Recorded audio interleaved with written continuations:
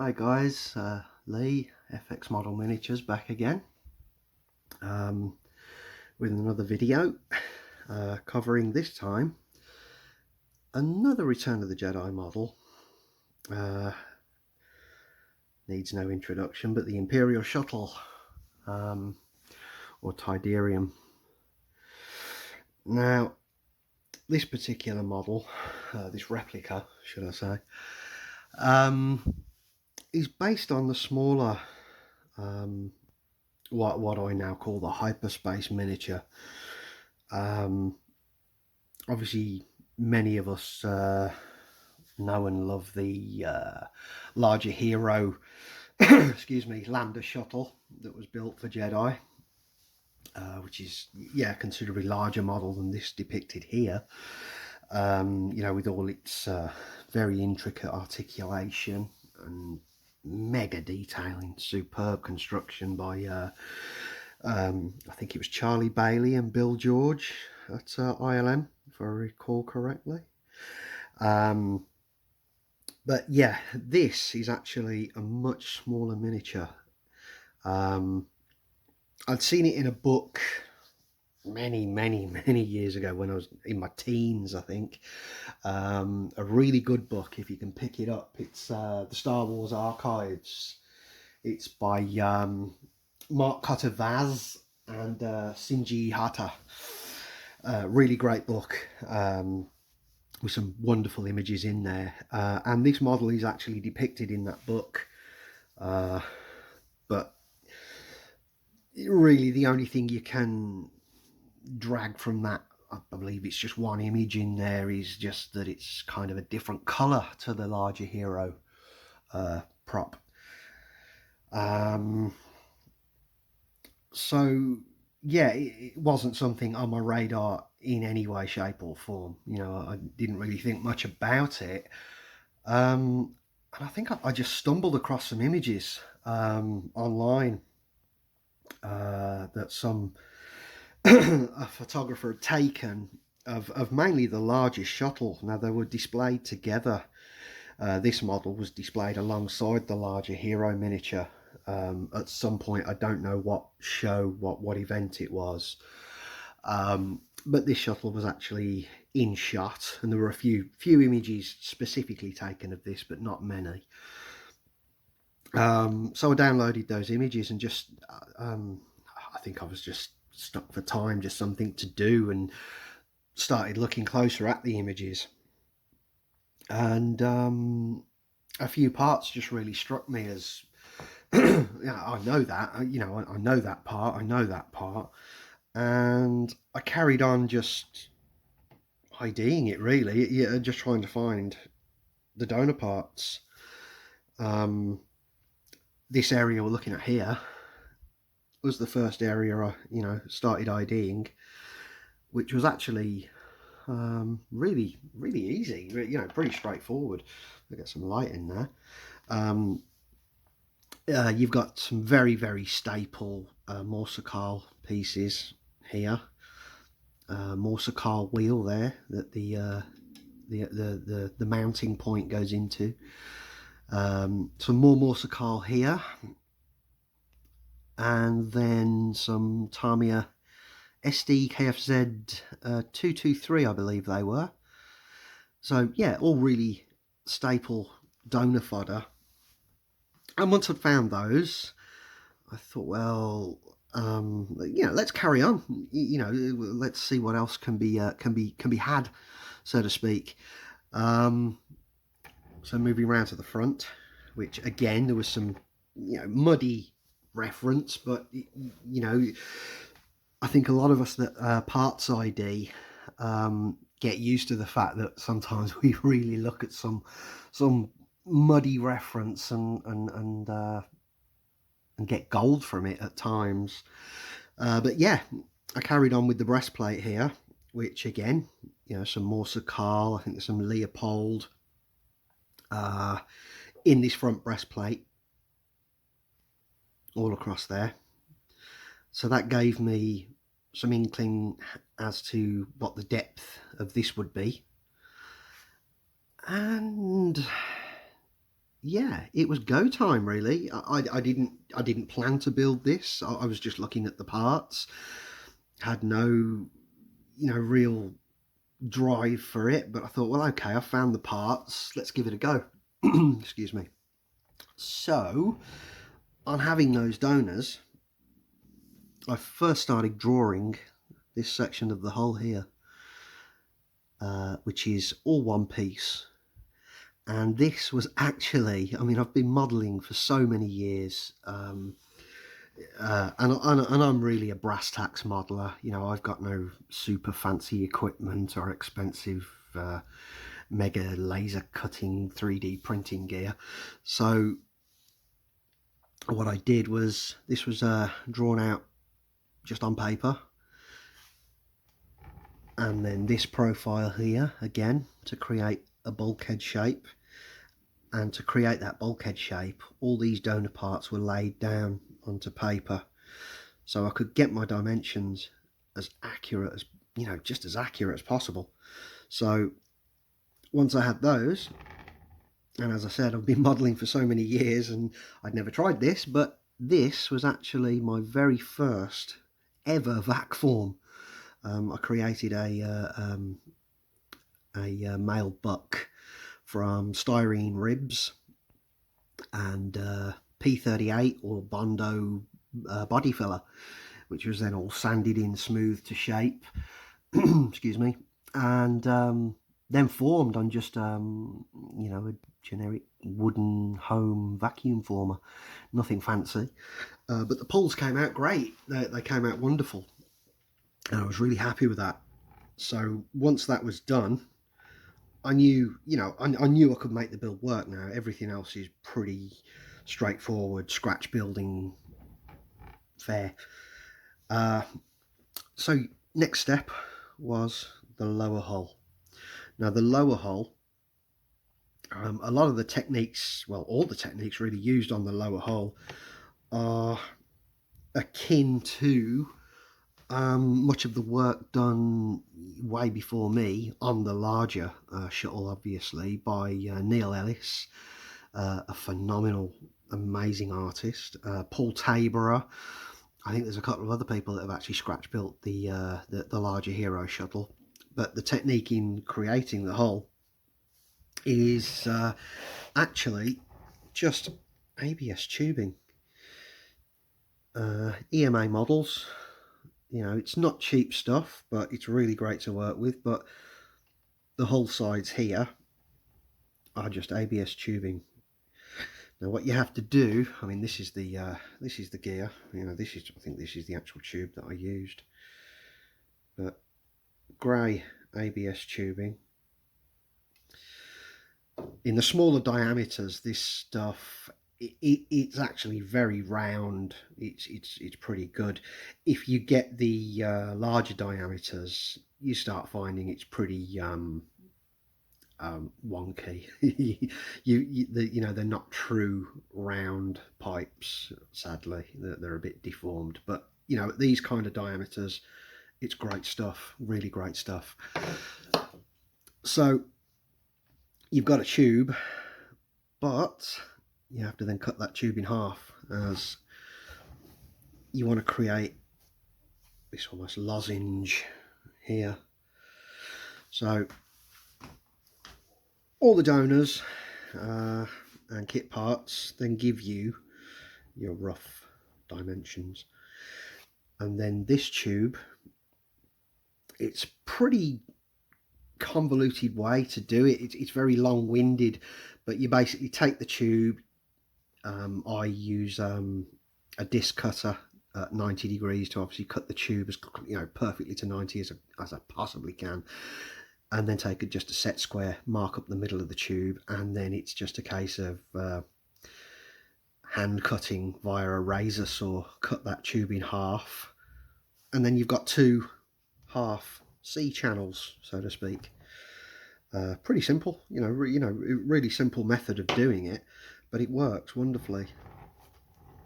Then basically, obviously here, this is just styrene sheet. The top and bottom of the hull are just styrene sheet, but you then join those sections, you know, you create a sandwich in the middle. Coming round to the back, same thing. You got the engine section here. Now this engine section is again just half of the ABS pipe, and then I just hand filed the engine apertures in to that. I did my first one. I was really annoyed. I really messed up because yeah, I got that way out, you know. So yeah, but that was my first go at it. But it, you know, it came out great. But yeah, needed to be redone. And I also got the apertures a little too large. So, but you know, that happens all the time, doesn't it? You know, we always do overs. But yeah, once you've got that done, there's an internal tube inside there to create the engines. The interesting thing about this one is I was very lucky enough to get I actually wrote to Bill George, and everyone here knows who Bill George is. He's amazing. But yeah, I was very grateful to get a reply from George, because I asked him, you know, was this model illuminated? You know, did it have lights? And he did respond to me very kindly and said it did actually have engine lights. But by this time I'd already put, and I'm not a massive fan of lighting, I'm not a lighting person, but I'd already put this internal tube in, so I wasn't too bothered about that. So then this section here, obviously it's an elbow, you know, so all that is, again, same diameter as your ABS tubing, and I think it was 21.8, somewhere in that region. That's just a plastruct hemisphere cut in half, and then forms both of these elbows on the actual hull. So yeah, then that's the hull. That really was the hull. The rest of it is just kit parts. I mean, one thing I will say is this model wasn't articulated, and yeah, I did mean to say, when you've got this this half channel here, obviously you've got indentations in it to make way for these fake gear mechanisms, which are obviously, you know, actual gear mechanisms on the Hero prop, I believe, but on this they're just window dressing. Obviously, then you need to cut that C channel into those sections, and they also need then an inlay. So once you've got an inlay there, you can weld this strip in, which looks, you know, just like a gear. Now that is actually I believe it was a plastruct board and batten pattern, which I did actually have to hand, because I used them on one of the tiny Return of the Jedi gun turrets. I think it's canon. I think it's accurate. The actual spacing's accurate to the canon, and it's actually accurate to this. So I think it's correct. I can't remember the part number, but it seemed to marry up really well. So yeah, that's just another, you know, these silly things we have to do, you know, that can take hours, but yeah, that was a, you know, a nice thing to add and achieve fairly neatly as best I could. And then yeah, you have got your hull, you know, it's all in kind of in one piece. Next up was to work on the wings. The wings were really tricky. Obviously they've got to be lightweight, very secure. Obviously on this they're very rough and ready on the filming miniature. You know, they're very they're very crude. I mean, you can see there's a join of styrene and a pipe here. That's as per the filming miniature. You know, I've tried to emulate that as accurately as I could.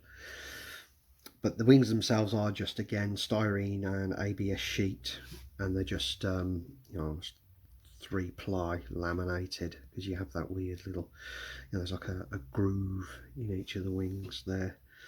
But keeping the wings lightweight was a challenge, but it worked fine. They're very rigid. They hold up very well.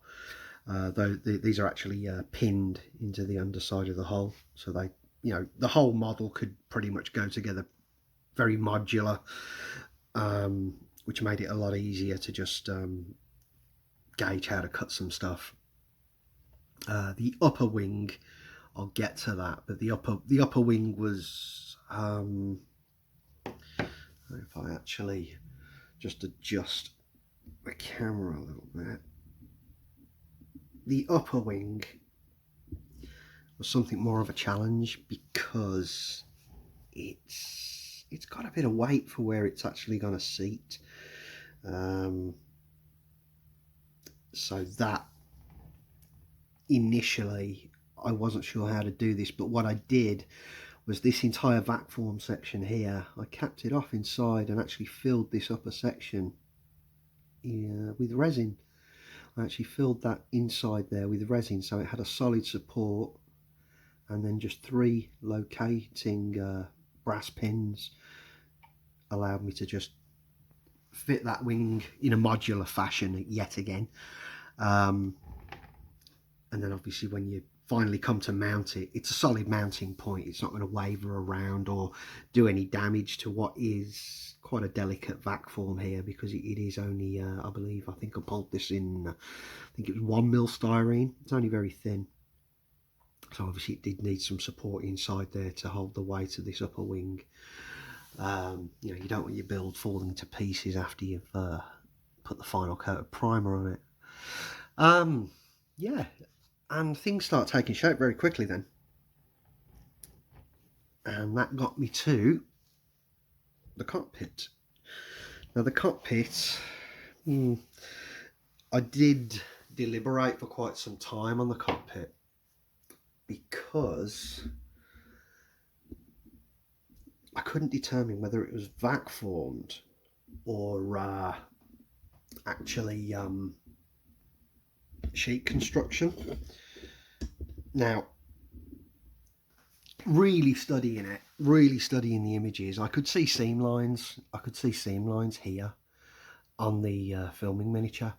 So what I did, I actually constructed the cockpit from sheet. It was just 1mm sheet styrene, and it was honestly it was easier than I thought it would be.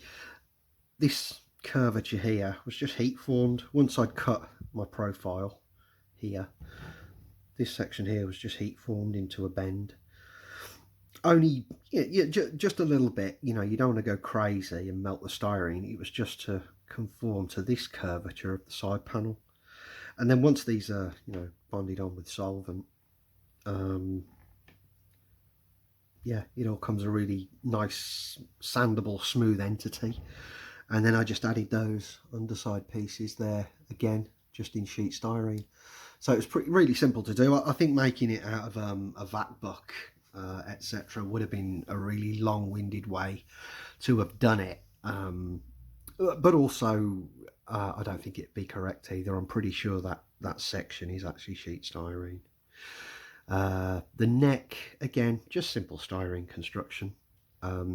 It's very different to the Hero model. There are a lot of proportions and shapes on this model that are so different to the Hero,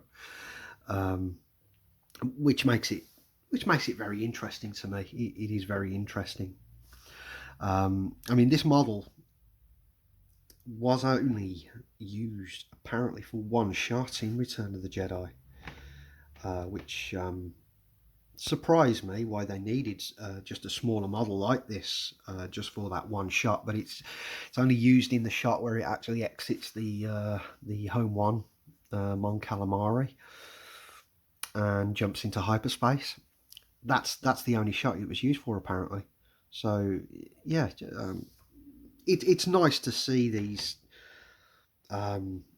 what I like to call just rare little gems, little bits of movie history that were just, the hours and time that went into building this at ILM just for that 1 shot. I find that stuff really interesting. I love these little builds that ILM did, and that's why I like to do something different. I like to try and replicate them.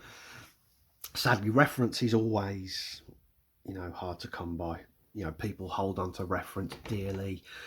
They like to lord it over people, and I don't see the point in it. I mean, photo reference is something that can benefit the entire community in creating these builds, in documenting these builds.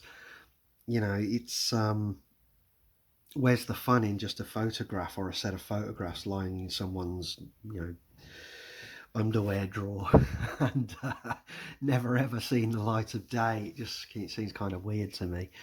But yeah, that's a story for another time. So yeah,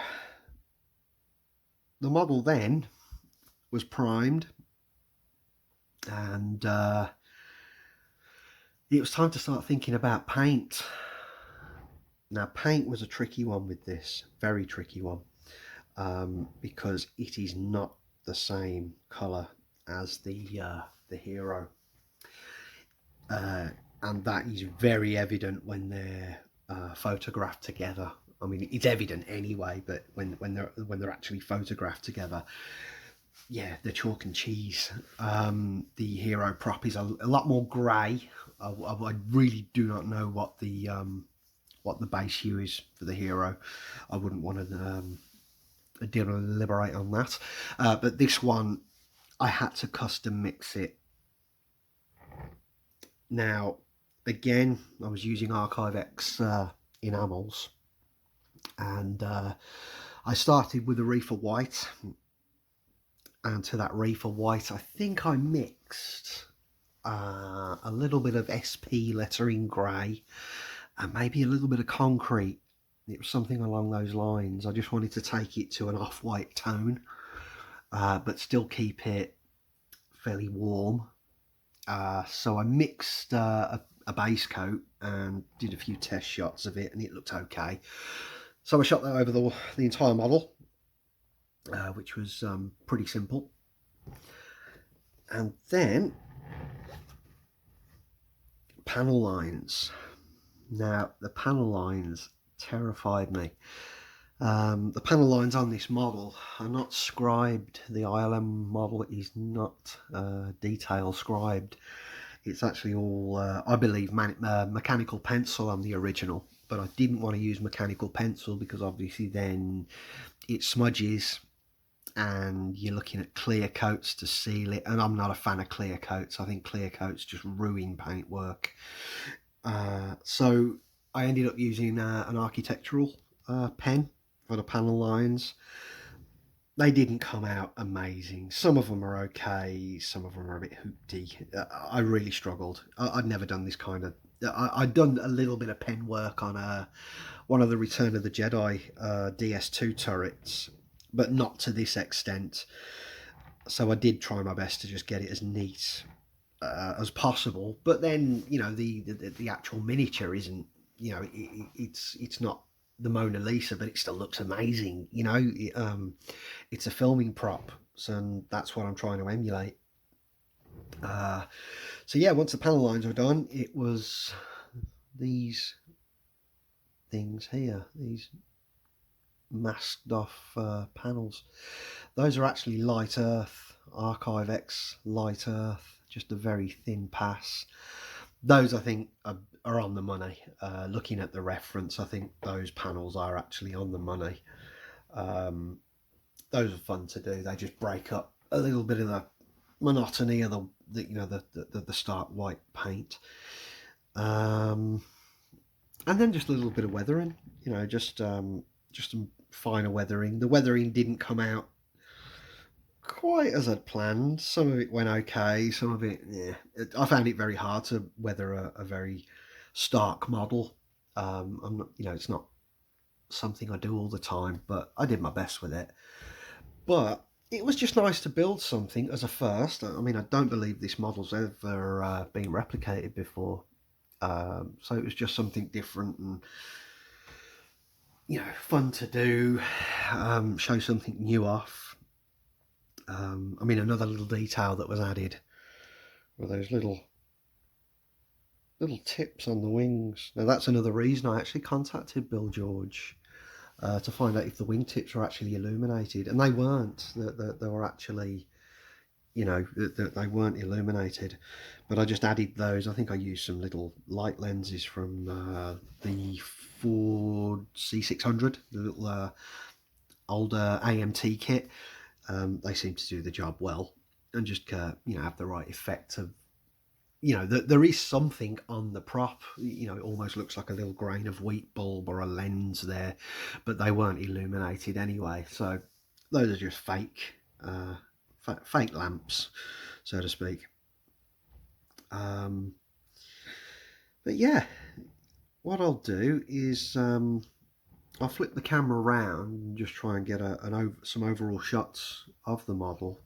But it was pretty cool to do. It was nice to ID something on a whim.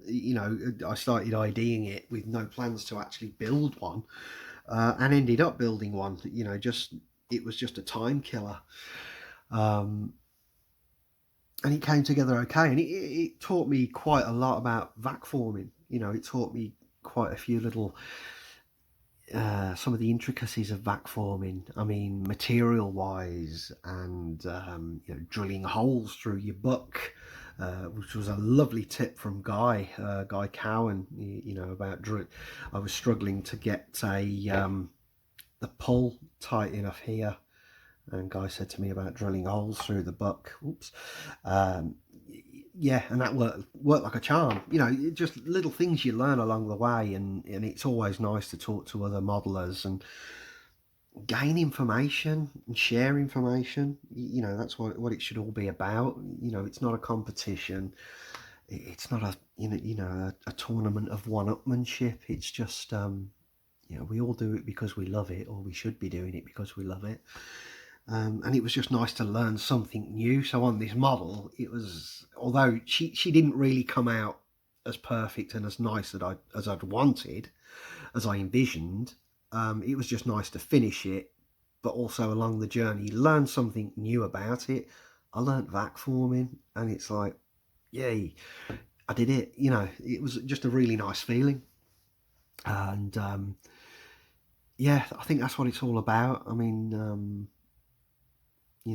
there are some that lord around and sadly think they're above everybody else. I never wanted to be one of those people. It's a community, it's a hobby, it's a passion. We should all be in it for the same sort of goals. And so I was just really happy to create a model that, while isn't perfect, I learned something new on it. And to learn something new, a new technique, I think it's priceless. It really is priceless. There's nothing like it. You get this weird, you get this big kick out of, this childish kick out of learning something new, and it works. Fantastic. But what I'll do, I'll flip the camera round and I'll just get a few portrait images, because it is such a tricky thing to photograph and film because of the dimensions of it. Even though it's only small, it's still tricky. But I'll flip the camera around and just have a little pan round. And here she is in the entirety. Yeah, that was one of the hardest things to recreate, the shape of these wings. I think my wings are off. I mean, they are a little bit out. I really struggled with that area. It was hard just to get the actual dimensions and profile correct. I mean, from here, they don't look too bad, but the side profile, I think, is a little off. But, we all make mistakes, but I was just happy with the build. I was just happy to overall just do something over lockdown, really, and yeah, just finish it off. It's quite an attractive model just in its own right. It's just such a wonderful shape, the shuttle.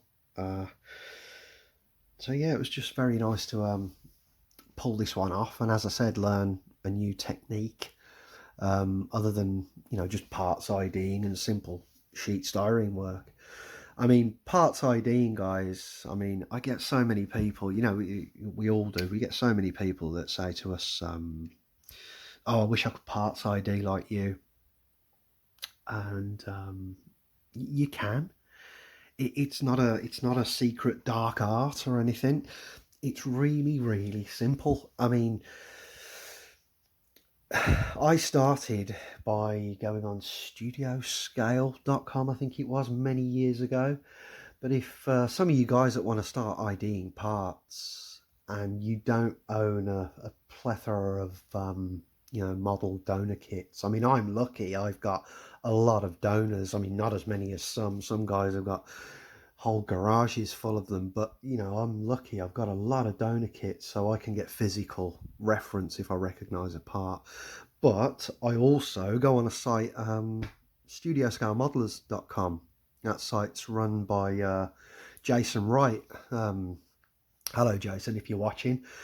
Get over to Jason's site. It's a fantastic resource for parts IDs. It's littered with kit scans. Now, kit scans are where a lot of us started and still use to a massive amount. We look at kit scans all the time, and if you recognize a part, all it takes is just a little bit of some kind of engineering know-how. If you see a part and you think you might have a clue on what it is, is it a lampshade, is it a missile rack, is it a valve cover, go and look through some kit scans. I mean, there are always the very staple usual suspects on donor IDs. Kits that are basically used on virtually every ILM miniature. The very easy cannon fodder. And they're very, it's a very easy task to pick up, but you have got to put time into it. It's a thankless task, unfortunately. Parts IDing. I mean, I could waste a week looking for a part and still come up empty. It just happens. People have wasted years.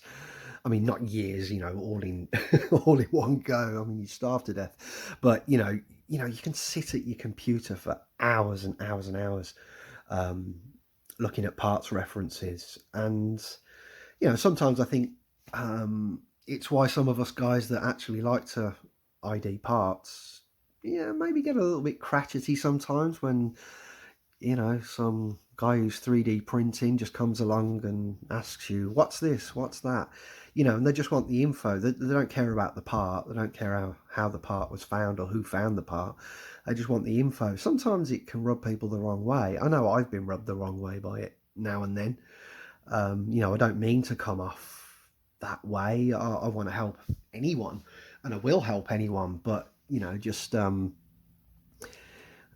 take liberties, But yeah, parts IDing, you've got, you guys have got to try it. Even if you sit for a day and find one part, it's an achievement. It's still an achievement. You've still found that part, and it's a buzz when you actually find it, as odd as it sounds. So yeah, it's really not, it's not a dark art. It's not some insane skill that we have. Some of us have got eagle eyes. I mean, there's guys out there that I absolutely just, I'm like, wow, when they find something. And that's all, it's all down to respect. There are people out there that ID parts and their knowledge is just insane. I mean, it's way above whatever I'll ever aspire to. And but that's where it all comes from, because donor parts are always the lifeblood of a build. You cannot get round donor parts, and this is why some 3D printed models are just completely the wrong dimensions, or a little bit small or a little bit large, because the donor ID, it's been replicated in 3D, but it hasn't been dimensionally sized to the physical part, and that means a lot. None of our builds are, even us guys that are doing this, no one's perfect. None of these are perfect.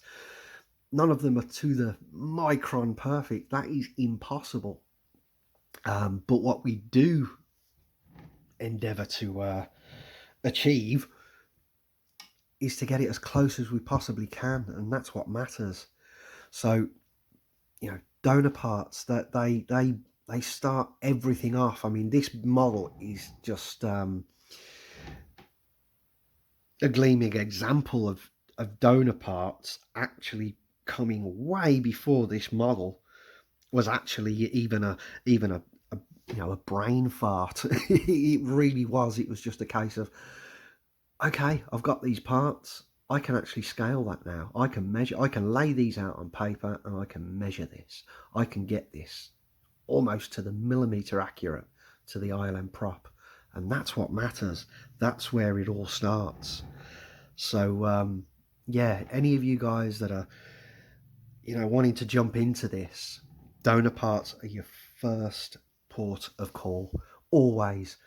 And yeah, if you don't know, if you're willing to put the time in, ask. There are guys, and myself, there's a few guys I know that are always willing to help. What they're not is just an easy resource for you to take information from, because that always rubs up people the wrong way. Get stuck in, get your hands dirty, show some willing, and it'll happen. I started the same way, and I think all of us at one time when we first joined sites like the RPF, we all want the answers, we all want the secrets, but it doesn't come like that. And I got told off by a few people for asking those questions, so I learned to do it myself. Sometimes you've got to learn to do it yourself, and that's it's almost magical then, because you are doing it yourself. You find yourself IDing these parts, and then almost within a certain time frame, you find yourself IDing entire sections of a model, and then you start IDing entire models. You just learn these parts, you don't forget them, they become bored into your memory almost. You can basically look at a model and immediately go, oh, that's a Tamiya Jeopard, oh, that's a Hasegawa Leopold. It just becomes second nature. You learn, and by doing it physically yourself, that is how you learn. Yeah, I hope that doesn't sound too preachy. I don't want to come across as preachy, but yeah, it'd just be nice to see other guys IDing a lot more, and doing that research and making that journey on their own, and then as part of a collaboration. We all get stuck. Well, we could be IDing a model for weeks, and then all of a sudden we'll ask on maybe Frank Cerny's page on Facebook, Studio Scale Modelers Society. Someone will ask a question on there, and everybody chimes in, and everyone's happy to do it. And that's what's fun about studio scale modelling at times, when everyone can come together and work for the greater good in creating, replicas, because that's what we want to do. We want to create replicas. So yeah, I hope I can inspire just a few guys just to try it, just to give it a go, and take it further into possibly building something from that information. So anyway, guys, I'm going to wrap this one up there. But thank you very much for listening to me waffle on, and thank you very much for all the kind words again.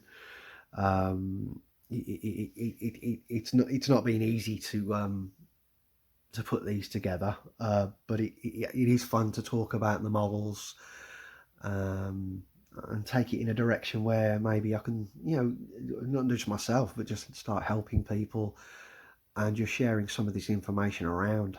I mean, I have got some other projects in the pipeline that are already kind of started in a way. Obviously, I'm working on the ROTJ Y-wings at the moment, so my time's very much taken up. But I have got some secret little projects that I'm working on, very funky, different stuff, that will be a surprise to some. And I'm going to be sharing those with you, hopefully along the build process this time. So not just completed models. I want to take it forward into just the process of building some stuff, putting some stuff together. I mean, some of them are actually lighted pieces. I'm going to try my hand at actually doing a job I really hate, which is lighting. And one project calls for quite a bit of lighting. So, yeah, I will be sharing that with you guys at some point along the build process. But thank you for watching, and hope to see you soon.